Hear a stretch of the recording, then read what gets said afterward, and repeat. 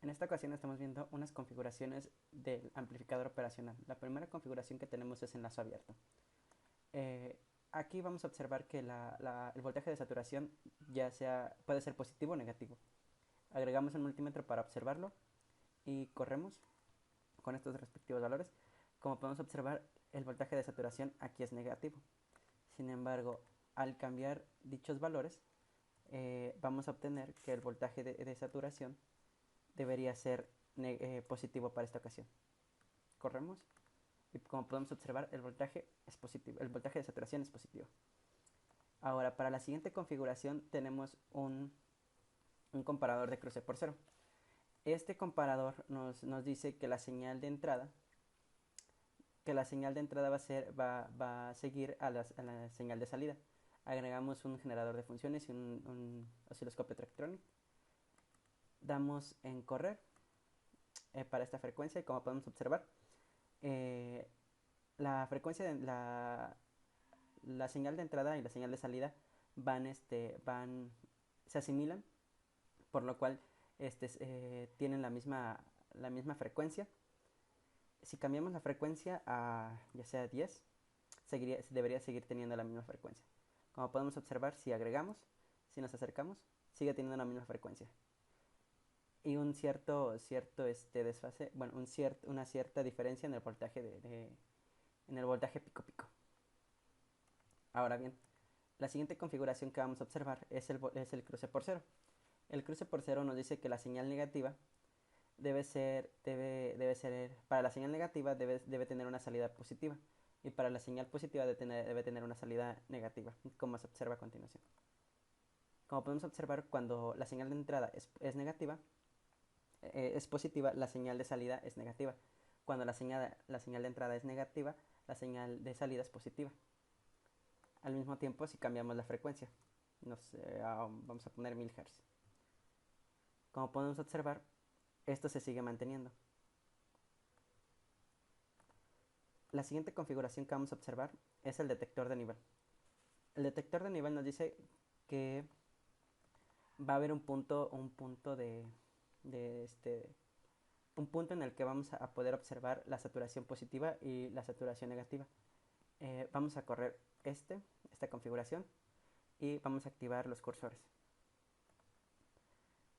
Vamos a posicionarnos justo en la parte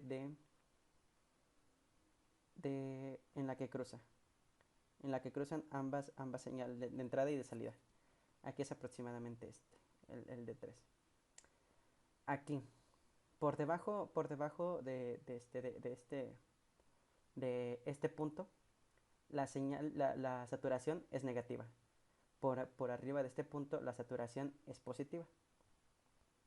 La siguiente configuración que vamos a observar es el detector de nivel inversor. Igual, todos estos son enlaces abiertos. Damos correr y, como podemos observar, el detector de nivel inversor, el detector de nivel inversor, por debajo del punto que nosotros estamos tomando, a ver, vamos a ponerlo aquí. Por debajo de este punto, que aproximadamente es 1, aproximadamente es 2. Aproximadamente, si somos muy exigentes sería 2. Por debajo de este punto, la saturación es positiva. Por arriba de este punto, la saturación es negativa. Ahora, para poder observar la siguiente configuración, que es un seguidor de tensión, el seguidor de tensión nos debe decir que la señal de entrada debe ir con la señal de salida, o sea que ambas deben ser iguales. Por eso es un seguidor de tensión. Damos en correr. Como podemos observar, se ve solamente una señal. Sin embargo, son dos señales. A medida de que se va aumentando la frecuencia, por decir, vamos a poner 1 kHz. Al poner 1 kHz, se puede observar que la frecuencia sigue siendo igual. O sea, la señal de entrada sigue siendo igual a la comparación de salida. Sin embargo, cuando nosotros vamos aumentando, por decir, vamos a poner 100 kHz.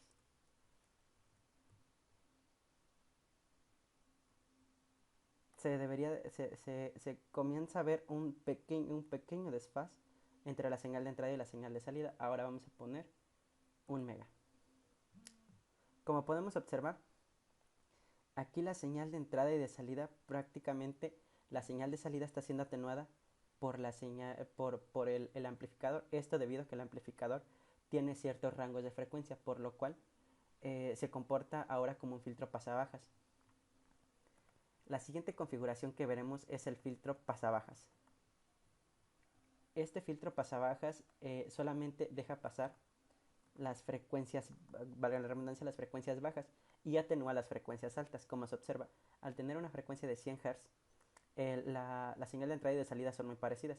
A medida de que nosotros vayamos aumentando la señal, como podemos observar, si ponemos 100 kHz, la frecuencia es muy alta, y por lo cual el filtro entra en función y comienza a atenuar esta frecuencia.